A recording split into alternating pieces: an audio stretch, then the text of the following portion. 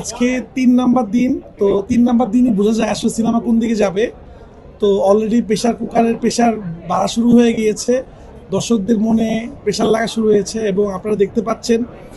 আমি প্রথমেই বলেছিলাম এই ছবিটা কিছুটা আমি পরাণের মতো মার্কেটিং করার চেষ্টা করেছি, যে প্রথমেই অনেক ওভার হাইপ করার ট্রাই করি নাই। 72 ঘন্টা ময়েশ্চার লক সমৃদ্ধ লিলি বডি ওয়াশ শিয়া বাটারের গুডনেস স্কিন রিপেয়ার করে রাখে সফট ও গ্লোয়িং। আমার কাছে মনে হচ্ছিল এই ছবিটার মেইন মার্কেটিং করবে অডিয়েন্স, যারা সিনেমা দেখবে। এই কারণে আপনারা খেয়াল করে দেখবেন আমাদের এই সিনেমাটা প্রথম দিনের থেকে এর পরের দিনে দর্শক অনেক বেশি, এর পরের দিনের থেকে এর পরের দিনে দর্শক অনেক বেশি। আজকে সব জায়গায় হাউসফুল সকালবেলা হয়ে গিয়েছে এবং পরবর্তীতে ভিআইপি শো দেওয়া হয়েছে, সেটাও অলমোস্ট ফুল। তো খুবই ভালো লাগছে। আমাকে সবাই বলেছিল যে যেহেতু এই ছবিতে ওরকম কোনো নায়ক নাই, এই ছবিটা মানুষ দেখবে না।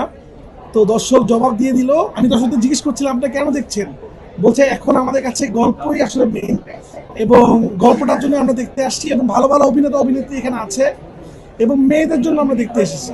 তো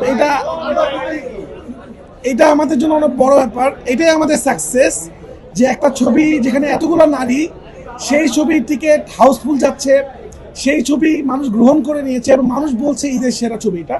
বাট আমি অবশ্যই এটা বলছি না, আমি বলবো যে আমাদের সবার ছবি সেরা, সবাই ভালো করছে। কিন্তু আমি খুব কনফিডেন্ট ছিলাম প্রেশার কুকার নিয়ে। আমি আপনাদের আগেও বলেছি, আমি জানি যে মানুষ নতুন কিছু সবসময় দেখে।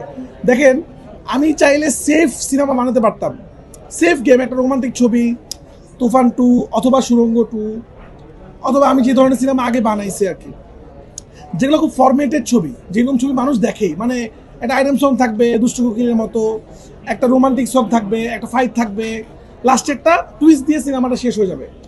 বাট আমার কাছে মনে হচ্ছে না, সেফ গেম না খেলে আমরা নতুন কিছু করি।